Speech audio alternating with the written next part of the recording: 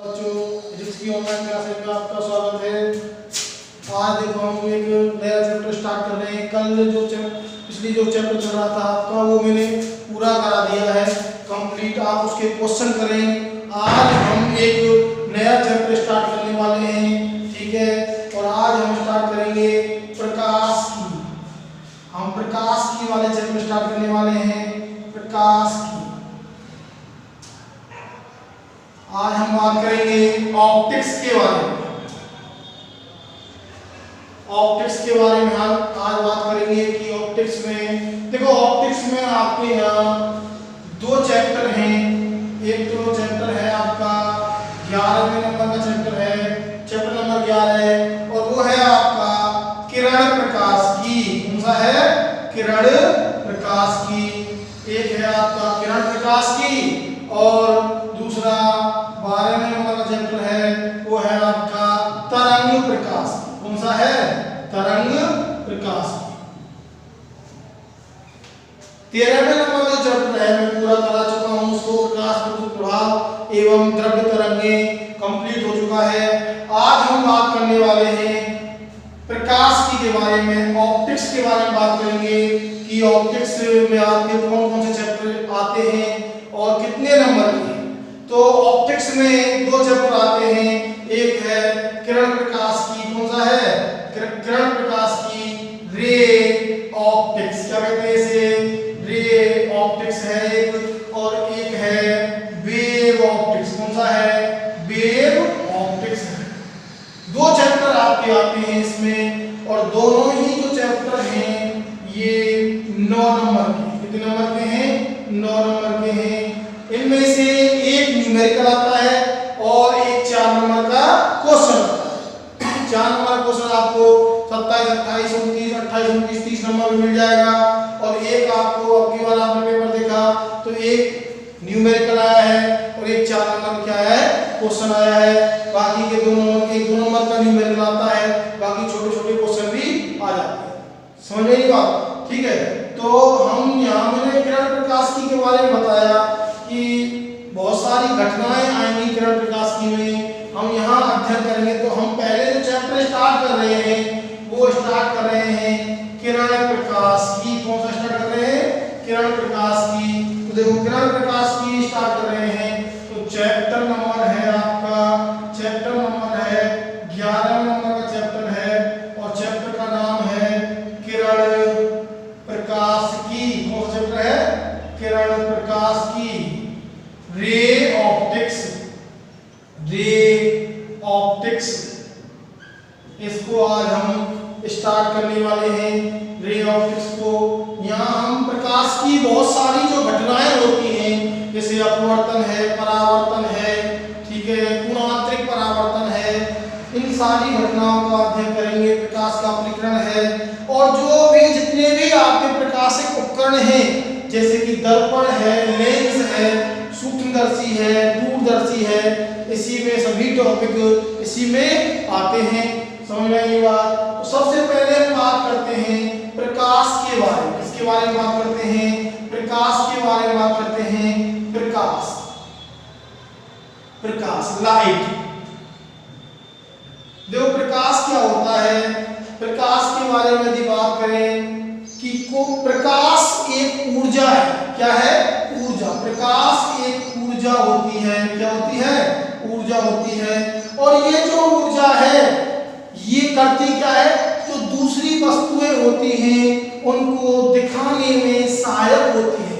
समझ में आई बात? तो प्रकाश वह कारक है जो दूसरी वस्तुओं को देखने योग्य बनाता है, या देखने में क्या होता है? सहायक होता है। समझ में आई बात? तो प्रकाश एक ऐसी ऊर्जा है जो दूसरी वस्तुओं को देखने योग्य बनाती है।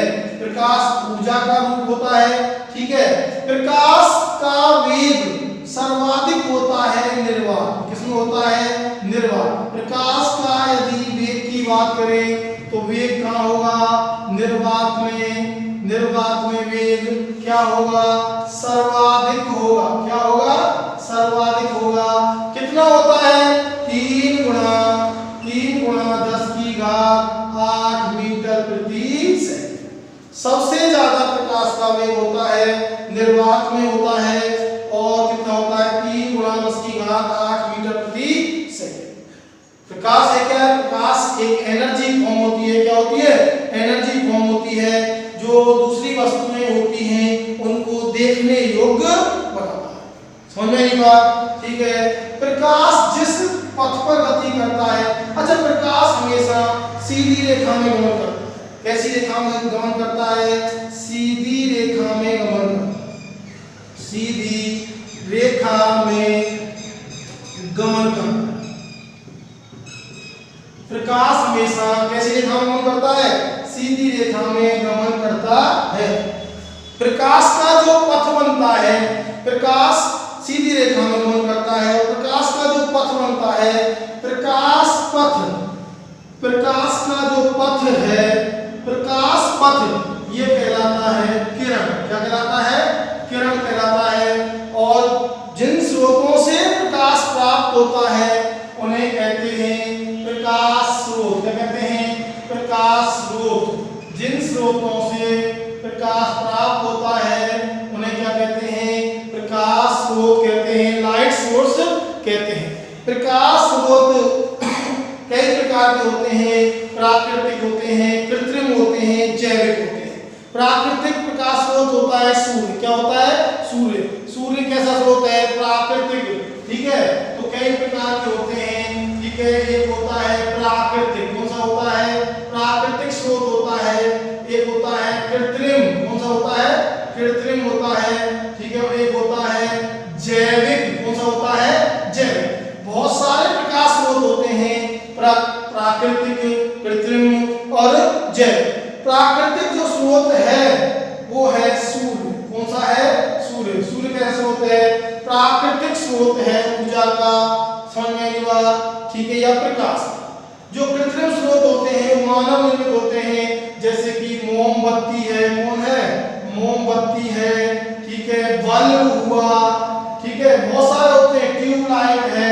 ये जो सभी होते हैं कैसे स्रोत होते हैं? कृत्रिम स्रोत होते हैं। और जैविक स्रोत की यदि बात करें तो एक विशेष प्रकार का एक जैविक कीड़ा होता है जो रात्रि में चमकता है। प्रकाश जैविक स्रोत की यदि बात करें तो जैविक स्रोत होता है जुगनू। क्या होता है? जुगनू। जुगनू एक जैविक स्रोत है जो रात्रि में प्रकाश विशेष प्रकार की तरंगें बाहर निकलती हैं, इसलिए वो चमकता हुआ दिखाई देता है। समझ में आई बात? ठीक है। प्रकाश बहुत सारी घटनाएं दर्शाता है, जैसे कि बात करें परावर्तन की। किसकी बात करें? परावर्तन की। किसी भी पृष्ठ से प्रकाश का परावर्तन हो सकता है, अपवर्तन हो सकता है। क्या हो सकता है? अपवर्तन हो सकता है। पूर्ण आंतरिक परावर्तन हो सकता है। पूर्ण आंतरिक परावर्तन हो सकता है। समझ में आई बात? ठीक है। प्रकीर्णन हो सकता है। क्या हो सकता है? प्रकीर्णन हो सकता है। तो बहुत सारी घटनाएं प्रकाश क्या करता है? शो करता है। समझ में आई बात? ठीक है। दोबारा एक बार प्रकाश के बारे में कंप्लीटली सुने।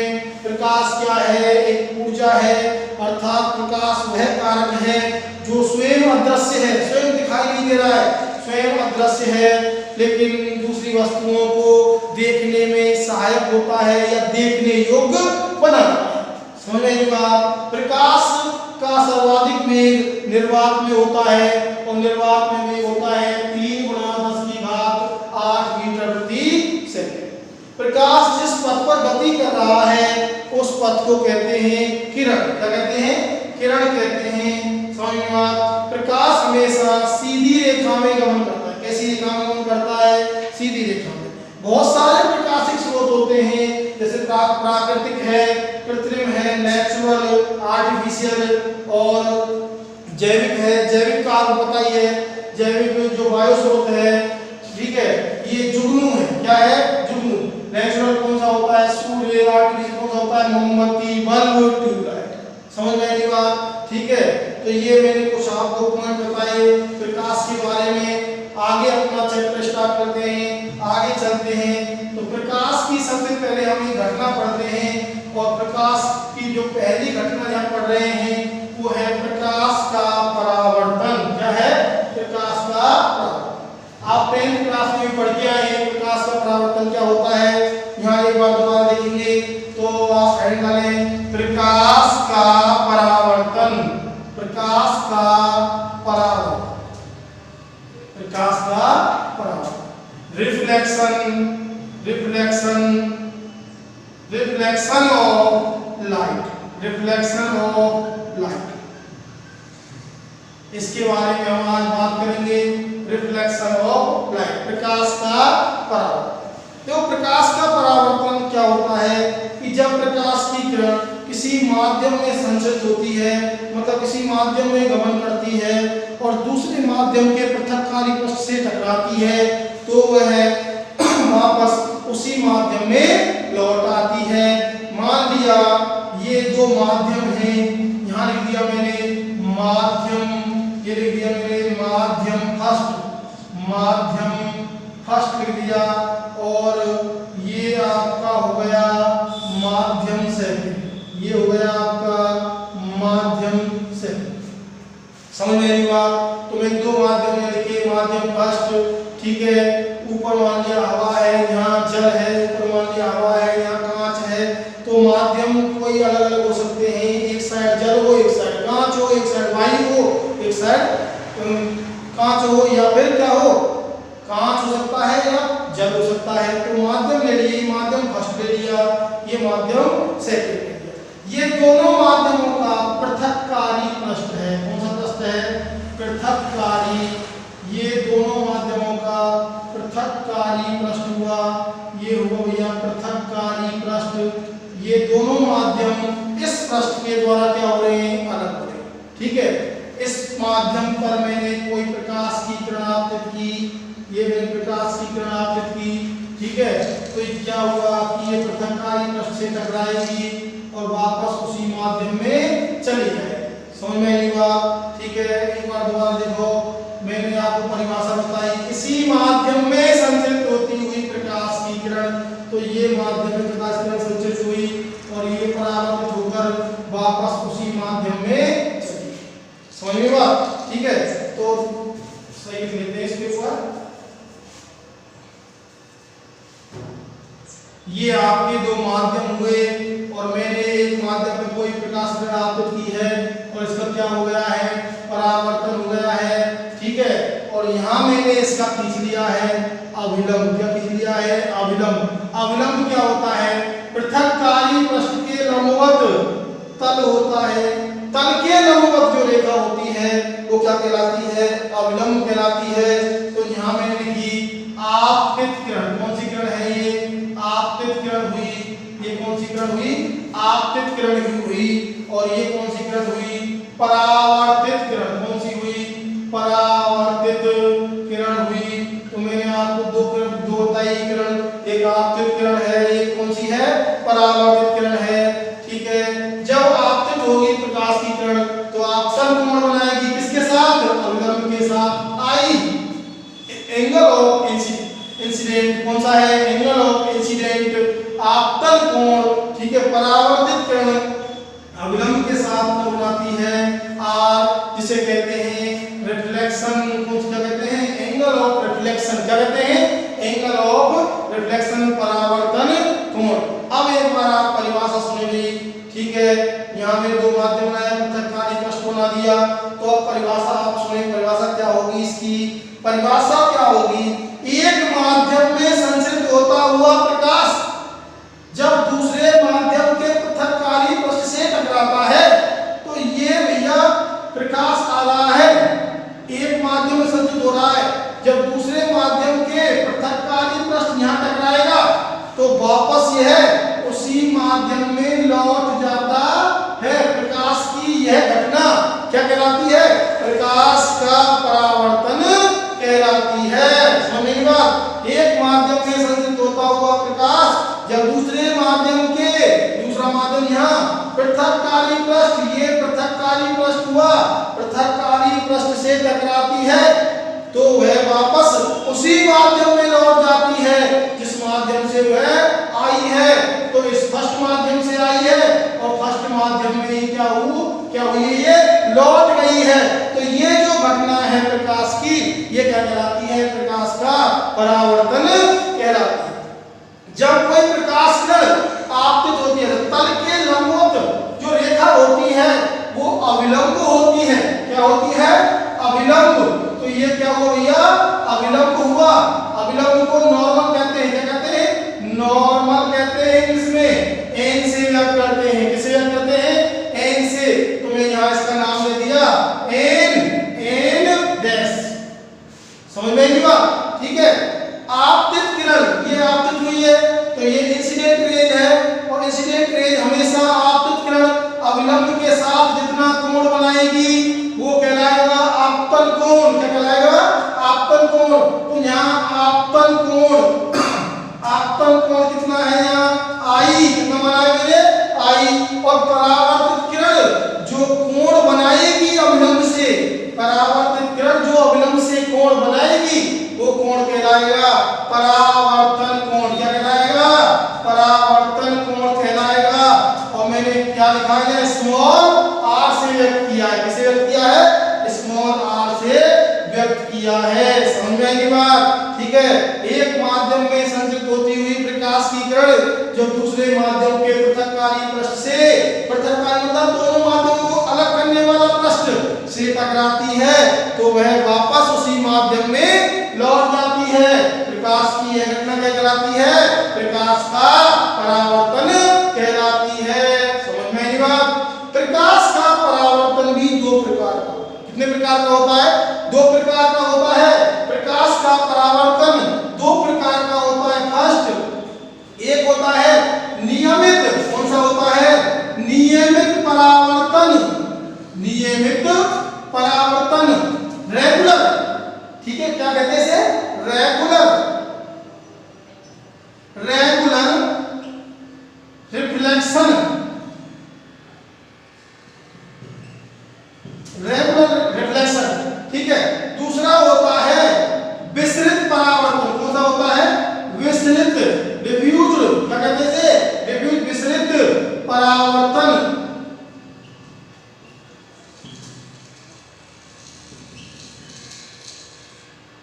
डिफ्यूज। समझ में आएगी बात? ठीक है। तो परावर्तन कितने प्रकार का हुआ? दो प्रकार का परावर्तन होता है।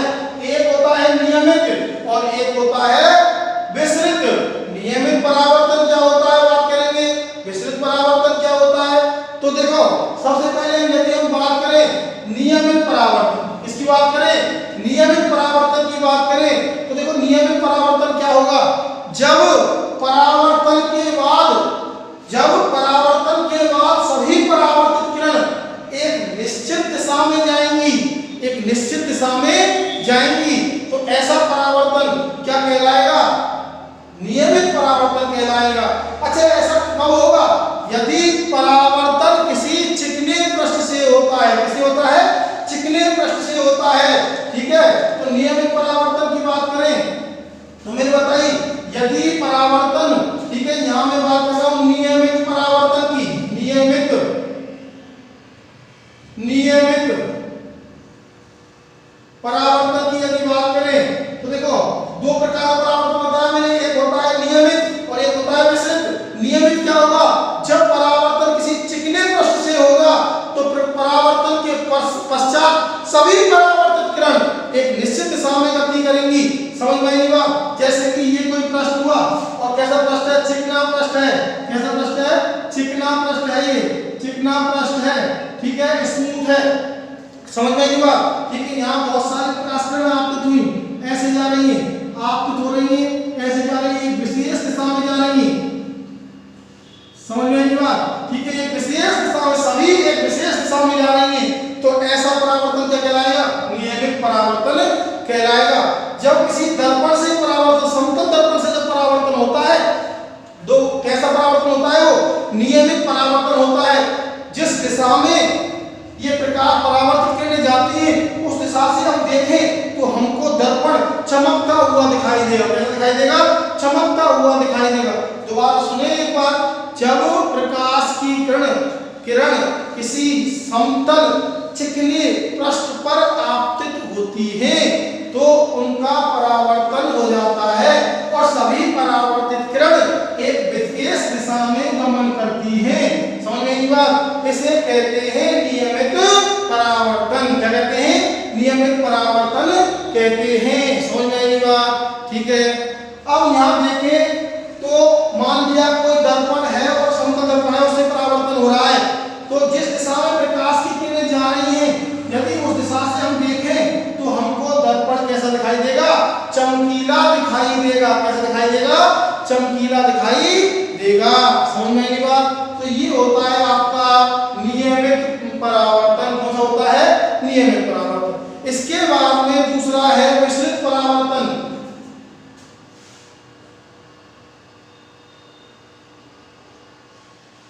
हाँ भाई, इसके बाद में दूसरा परावर्तन कौन सा है, विसरित परावर्तन है। विसरित परावर्तन, मान लिया परावर्तन किसी खुरदरे पृष्ठ से होता है। किसे होता है, खुरदरे पृष्ठ से होता है। मान लिया ये कोई खुरदरा पृष्ठ है, इससे परावर्तन हो रहा है, तो परावर्तन के बाद परावर्तित किरणें विभिन्न दिशाओं में फैल जाती हैं। मान लिया ये आई ऐसे चली गई, समझ में आएगी बात, ठीक है। ये आई ऐसे चली गई, कोई दिक्कत, ये आई ऐसे चली गई, इसका परावर्तन यहाँ हो गया, समझ में आएगी बात। ये आई ऐसे चली गई, तो इस प्रकार का जो परावर्तन है वो क्या कहलाएगा, विसरित परावर्तन कहलाएगा। सिंपल सी बात है, यदि परावर्तन चिकने पृष्ठ से हो रहा है तो हमेशा कौन सा परावर्तन होगा, नियमित परावर्तन होगा। और यदि परावर्तन किसी खुरदरे पृष्ठ से हो रहा है, कैसे पृष्ठ से हो रहा है, खुरदरे पृष्ठ से हो रहा है, तो कैसा परावर्तन होगा, विसरित परावर्तन होगा। तो ये आपके हुए परावर्तन के प्रकार की परावर्तन दो प्रकार का हो सकता है, नियमित और विसरित। चिकने पृष्ठ से हुआ तो सभी परावर्तित किरणें एक विशेष दिशा में जाएंगी, जैसे यहाँ जा रही है, सभी प्रकाश किरणें एक विशेष दिशा में जाएंगी। और ये परावर्तन कौन सा कहलाएगा, ये परावर्तन कहलाएगा नियमित परावर्तन। कौन सा नियमित, कौन सा परावर्तन है, नियमित परावर्तन। और यदि किसी खुरदरे पृष्ठ से होता है परावर्तन, इस पृष्ठ से होगा तो प्रकाश की किरणें विभिन्न दिशाओं में फैल जाएंगी। समझ में आएगी बात, ठीक है। ये परावर्तन कहलाएगा, कौन सा परावर्तन, विसरित परावर्तन कहलाएगा। तो ये तो बात हुई परावर्तन की। परावर्तन किसे कहते हैं, परावर्तन के प्रकार। सबसे जो इम्पोर्टेंट क्वेश्चन है इसमें पूछा जाता है कि जब परावर्तन की घटना होती है, जब परावर्तन की घटना होती है,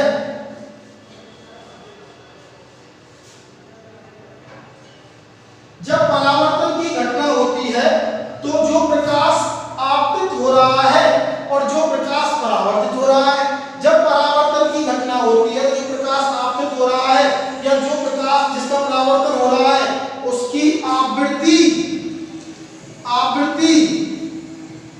तरंगदैर्घ्य और वेग में कोई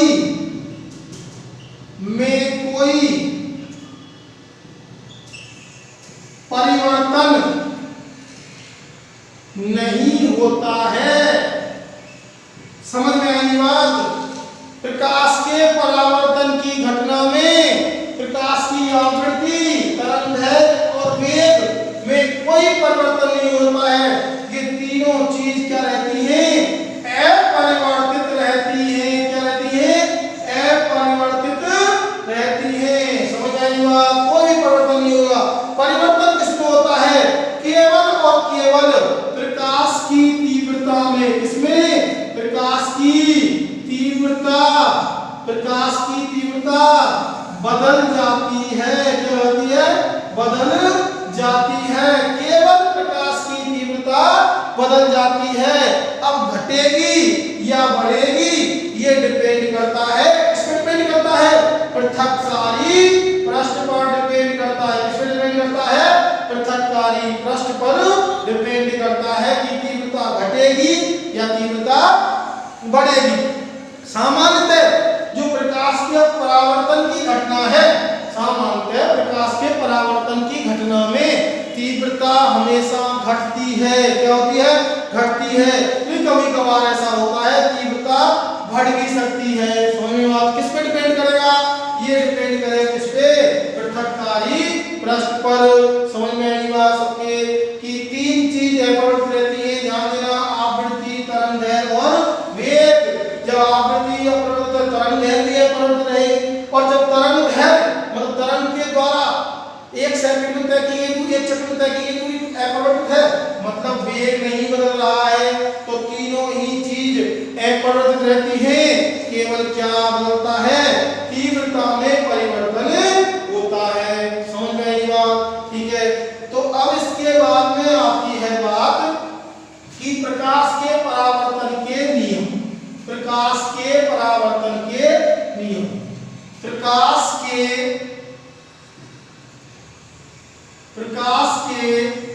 परावर्तन के नियम, प्रकाश के परावर्तन के नियम। तो प्रकाश के परावर्तन के दो नियम होते हैं। पहला जो नियम है वो है प्रकाश के परावर्तन में आपतन कोण का मान परावर्तन कोण के बराबर होता है। प्रकाश के परावर्तन के प्रथम नियम के अनुसार आपतन कोण क्या था भैया, आई था। आई बराबर में किसके बराबर होता है, परावर्तन कोण के। किसके बराबर होता है, परावर्तन कोण के बराबर होता है। आपतन कोण का मान परावर्तन कोण के बराबर होता है।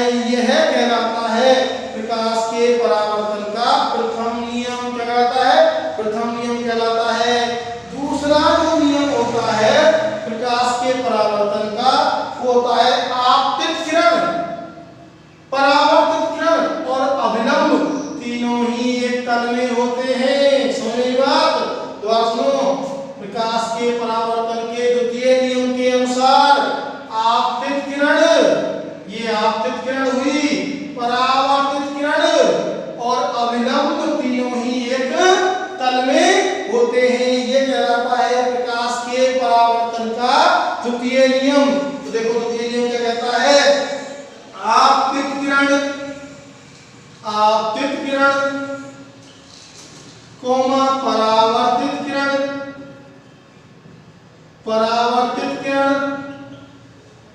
एवं अभिलंब। अभिलंब क्या होता है, तल के लंबवत। ये तल है, इसके लंबवत जो रेखा कहलाएगी अभिलंब। तो मैं डॉट डॉट से अभिलंब को दर्शा दिया है। तो आपतित किरण, परावर्तित किरण और अभिलंब तीनों ही एक तल में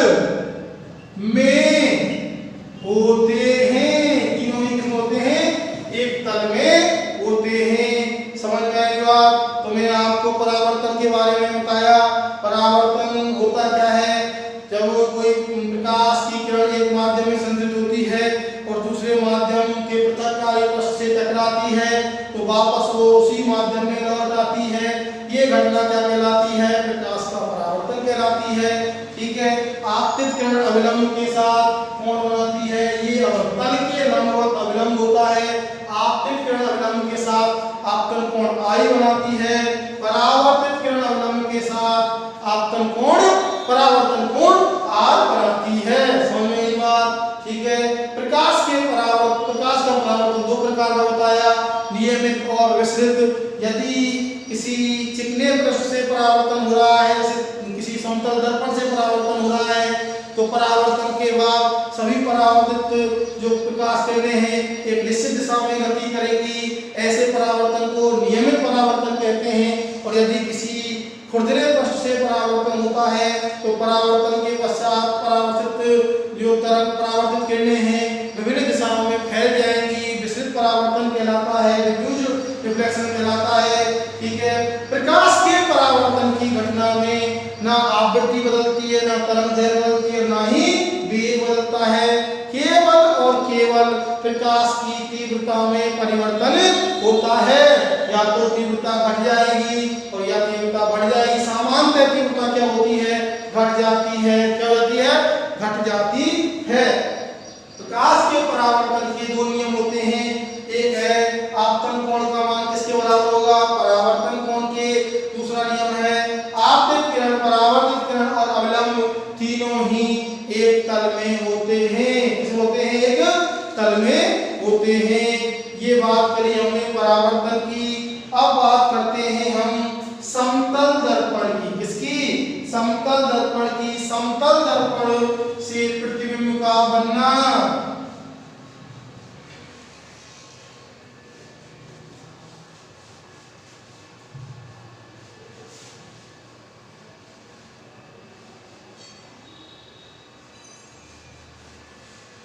समतल दर्पण, समतल दर्पण से प्रतिबिंब का बनना, समतल दर्पण से प्रतिबिंब का बनना, इसके बारे में हम बात करेंगे। समतल दर्पण से प्रतिबिंब कैसे बनता है। हमें समतल दर्पण से प्रतिबिंब का बनना, सबसे पहले हम बात करेंगे दर्पण किसे कहते हैं। कोई भी कांच की सतह उसकी एक साइड पॉलिश कर दी जाए, ठीक है, कोई भी कांच की सतह उसकी एक साइड पॉलिश कर दी जाए, कलई कर दी जाए, किससे, चांदी से कर दी जाए, किससे कर दी जाए, चांदी से पॉलिश कर दी जाए, तो दूसरी सतह प्रकाश के परावर्तन का कार्य करती है। किसका कार्य करती है, प्रकाश के परावर्तन का कार्य करती है। क्या कहलाती है ये जो व्यवस्था है, ये व्यवस्था दर्पण कहलाती है। कहलाती है दर्पण कहलाती है। समतल दर्पण क्या होता है, यदि किसी कांच की सतह की एक साइड पॉलिश कर दी जाए, किसी कांच की समतल सतह ये है, ये कोई कांच की समतल सतह हुई, ये हुई है कांच की समतल सतह, यदि इसकी एक साइड पॉलिश कर दी जाए तो दूसरी साइड प्रकाश के परावर्तन का कार्य करेगी। ये क्या कहलाएगा, समतल दर्पण कहलाएगा। क्या कहलाएगा, समतल दर्पण कहलाएगा। कोई दिक्कत है किसी को। अब बात करेंगे कि समतल दर्पण के द्वारा प्रतिबिंब का निर्माण कैसे होता है। समतल दर्पण के द्वारा प्रतिबिंब का निर्माण कैसे होता है, तो यहाँ देखो समतल दर्पण के द्वारा प्रतिबिंब का निर्माण कैसे होगा। तो हम सबसे पहले एक दर्पण ले लेंगे। तो मैंने एक दर्पण लिया, ये कोई समतल दर्पण हुआ भैया, इसकी एक सतह पॉलिश कर दी, ठीक है, समतल कोई आकृति है कांच की, उसकी एक सतह पॉलिश कर दी, इसका नाम दे दिया ए बी। समझ में आई बात, इस दर्पण का नाम दे दिया ए बी। तो ए बी क्या है, एक समतल दर्पण है। तो यहाँ देखो आगे, यहाँ कोई वस्तु रखी हुई है समतल दर्पण के सामने, बिंदु P पर कोई वस्तु रखी हुई है, ठीक है, बिंदु P पर क्या रखी हुई है, वस्तु रखी हुई है, P पर बिंदु पर कोई वस्तु रखी हुई है। अब जब यहाँ से इसका प्रतिबिंब बनेगा तो दो प्रकाश किरणें आएंगी, एक प्रकाश किरण ऐसे गई, इसका परावर्तन होगा, दर्पण परावर्तन का कार्य करेगा। समझ, यहाँ मैंने क्या खींच लिया, अविलंब खींच लिया, एक प्रकाश किरण उड़ जाएगी, एक ये गई, इसका भी परावर्तन हो जाएगा। समझ में, यहाँ भी आप खींच सकते हैं, अविलंब खींच सकते हैं, ठीक है। इसको नाम दे देंगे यहाँ हम ओ, ठीक है, इसको नाम दे देंगे ओ डैश। क्या नाम दे देंगे, ओ डैश। समझ में आई बात, ठीक है। यहाँ नाम दे देंगे क्यू, ठीक है, और यहाँ नाम दे देंगे क्यू डैश। समझ में आई बात, ठीक है। तो यहाँ मैंने क्या किया, समतल दर्पण लिया। हम समतल दर्पण से प्रतिबिंब का निर्माण करते हैं, कैसे करते हैं। मैंने एक समतल दर्पण लिया जिसके सामने बिंदु P पर कोई वस्तु रखी हुई है, बिंदु P पर जो वस्तु है उससे दो प्रकाश किरणें दर्पण पर आपतित होती हैं। कौन कौन सी आपतित किरण, कौन कौन सी हैं, आपतित किरण जो है, कौन कौन सी किरण है, एक तो है भैया PO और एक कौन सी है, PO डैश। समझ में नहीं बात, ठीक है। बिंदु P से दो प्रकाश किरण आपतित हुई, PO और PO डैश, ठीक है। अब जब ये दोनों प्रकाश किरण हैं, इनका परावर्तन हो जाएगा। यदि इनको पीछे की तरफ बढ़ाएं तो ये जहां मिलती हुई प्रतीत होती हैं, जहां मिलती हुई प्रतीत होती हैं, ठीक है। तो जहां मिलती हुई प्रतीत होंगी ये, वहां पर बिंदु P का क्या बन जाएगा, प्रतिबिंब बन जाएगा। जहां ये मिलती हुई प्रतीत होंगी वहां बिंदु P का क्या बन जाएगा, प्रतिबिंब बन जाएगा। तो यहाँ बिंदु P है और बिंदु P का प्रतिबिंब बन जाएगा यहाँ P डैश। कितना बन जाएगा, P डैश। इस प्रकार से किसी भी समतल दर्पण से हमें प्रतिबिंब प्राप्त होगा, किसका, बिंब का, ठीक है। जो वस्तु है उसे बिंब कहा जाता है, ठीक है। इसका प्रतिबिंब प्राप्त हुआ है किस पे, P डैश पर प्राप्त हुआ। कैसे प्राप्त हुआ है? ए भी एक समतल दर्पण है, ए भी क्या है? समतल दर्पण है, जिसके सामने बिंदु P पर कोई वस्तु रखी हुई है, ठीक है। वस्तु बिंदु P पर, बिंदु P से दो प्रकाश किरणें, कितनी प्रकाश किरणें? दो प्रकाश किरणें दर्पण पर आपतित होती हैं।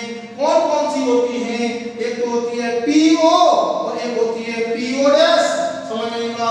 दोनों का परावर्तन हो जाता है। परावर्तित किरणें कौन कौन सी हैं? OQ और OQ डैश, ठीक है। अब दोनों के अवलंब खींच लिया मैंने। परावर्तित किरणों को यदि पीछे बढ़ाया जाए तो एक जिस बिंदु पर मिलती हुई प्रतीत होंगी वहां पर बिंदु P का क्या प्राप्त हो जाएगा?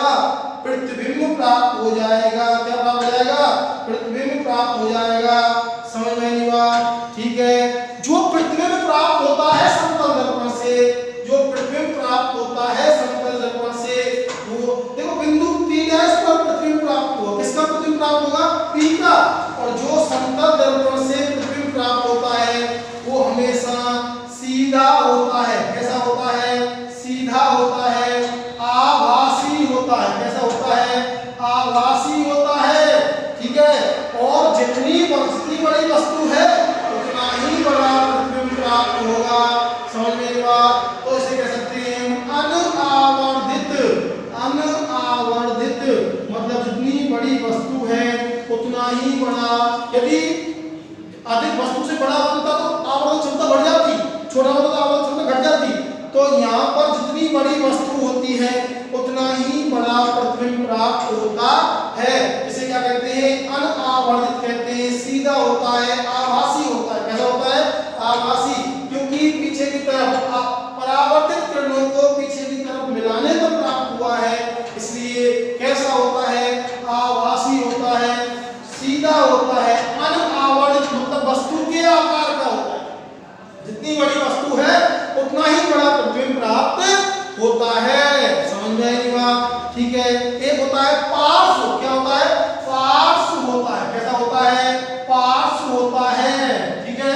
सीधा, आभासी एवं पार्श्व होता है। जैसे कि मैंने लिखा P है, दाएं का बायां, देखो दाएं दर्पण में देखेंगे तो आपको पता है कि दायां हिस्सा बायां हो जाता है, बायां हिस्सा क्या होता है? दायां। यदि P है, P को देखेंगे तो ऐसे दिखाई देगा। P कैसे दिखाई देगा? ऐसे P दिखाई देगा। समझ में आएगा? ठीक है कि दायां हिस्सा है, ठीक है, दायां हिस्सा बायां हो जाता है, बायां हिस्सा क्या होता है? दर्पण में दायां हो जाता है, ठीक है। इसे कहते हैं पार्श्व। क्या कहते हैं? पार्श्व परिवर्तित हो जाता है। क्या हो जाता है? पार्श्व परिवर्तित हो जाता है। तो यहाँ मैं बताइए आपको कि समतल दर्पण से प्रतिबिंब का जब निर्माण होता है तो आभासी प्रतिबिंब बनता है, सीधा बनता है, अनावर्धित बनता है। कैसा बनता है? अनावर्धित बनता है। सीधा, आभासी, अनावर्धित एवं पार्श्व परिवर्तित हो जाता है। कैसा परिवर्तित होता है? पार्श्व परिवर्तित मतलब उल्टा, दाएं का बायां दिखाई देता है। यदि आप दर्पण में देखेंगे, देखो आपकी दाईं स्थिति है वो बाईं ओर दिखाई देगी, बाईं स्थिति दाईं ओर दिखाई देगी। समझ में आई बात? ठीक है। आपके इधर तिल है तो इधर दिखाई देगा दर्पण। समझ में आई बात? ठीक है। तो इस प्रकार से जो दर्पण का समतल दर्पण है उससे प्रतिबिंब का निर्माण होता है। अब यहाँ से आगे हम बात करते हैं। मैंने अभी आपको दर्पण के बारे में बताया था, ठीक है। दर्पण के बारे में आपको बताया। अब यहाँ से कहानी चलेगी गोलीय दर्पण। किसकी कहानी चलेगी? गोलीय दर्पण की कहानी चलेगी।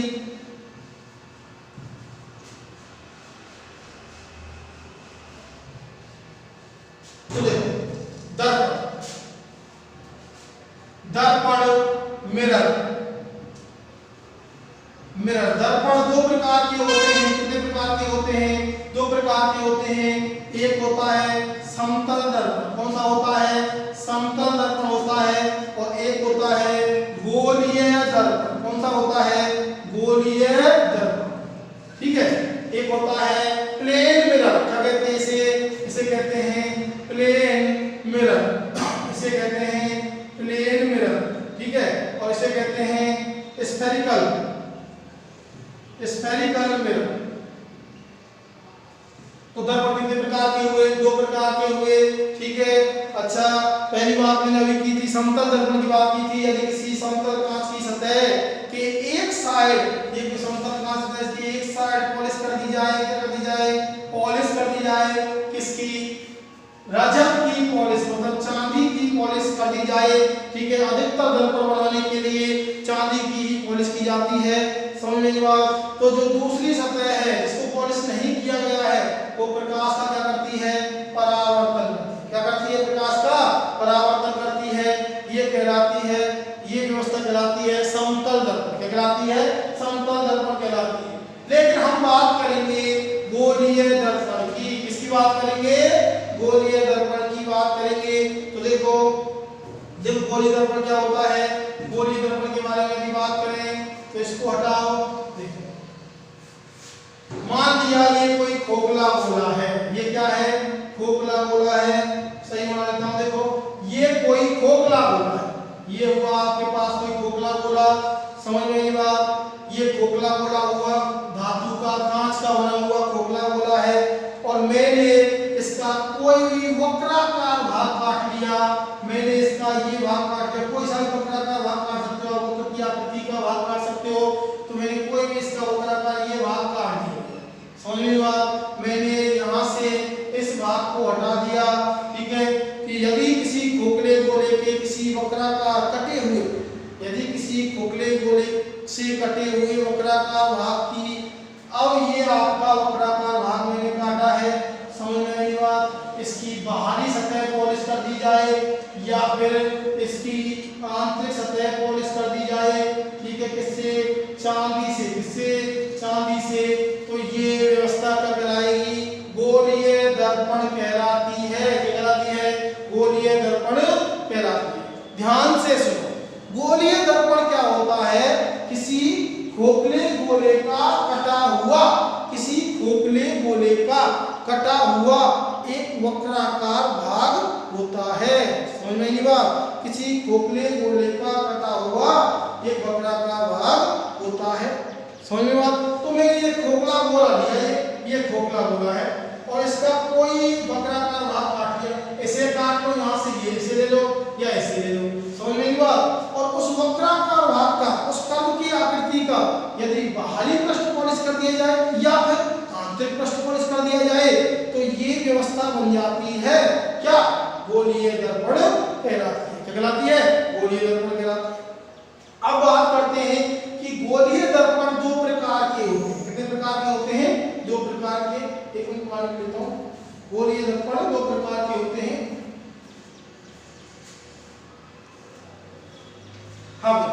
अब यहाँ बात करते हैं कि गोलीय दर्पण कितने प्रकार के होते हैं। दो प्रकार के गोलीय दर्पण हमारे पास होते हैं। एक होता है अवतल दर्पण। कौन सा होता है, अवतल दर्पण होता है। एक कौन सा होता है, अवतल दर्पण होता है। और एक होता है आपके पास उत्तल दर्पण। कौन सा होता है, उत्तल दर्पण, ठीक है। दर्पण कितने प्रकार, गोलीय दर्पण कितने प्रकार के हुए, दो प्रकार के। कॉनकेव, कॉनकेव मिरर, एक हुआ कॉनकेव मिरर, और एक होता है कॉन्वेक्स। क्या होता है, कॉन्वेक्स मिरर। दो प्रकार के दर्पण होते हैं, एक होता है कॉनकेव मिरर, एक होता है कॉन्वेक्स मिरर, समझ में आई बात, ठीक है। अब बात करते हैं कि अवतल दर्पण कैसे बनता है, ठीक है। अवतल दर्पण कैसे बनता है, तो देखो, यदि खोखले गोले के कटे हुए वक्राकार भाग, ये खोखले गोले से मैंने काटा था, मान लीजिए ये भाग है, ठीक है। ये कोई भाग है, खोखले गोले से मैंने काटा, ये कोई भाग। यदि खोखले गोले से कटे हुए वक्राकार भाग के बाहरी पृष्ठ पर, कहां, बाहरी पृष्ठ पर चांदी की पॉलिश कर दी जाए, ऐसी पॉलिश कर दी जाए या पॉलिश कर दी जाए, ठीक है। चांदी के अलावा भी कई जिंक से भी कर देते हैं, ठीक है। तो यहाँ चांदी से किए मेरे, तो चांदी से पॉलिश कर दी जाए, तो जो धसा हुआ भाग है, धसा हुआ ही भाग है, आंतरिक भाग प्रकाश के परावर्तन का कार्य करता है। किसका कार्य करता है, प्रकाश के परावर्तन का कार्य करता है। ये कहलाता है अवतल दर्पण। क्या कहलाता है, अवतल दर्पण कहलाता है।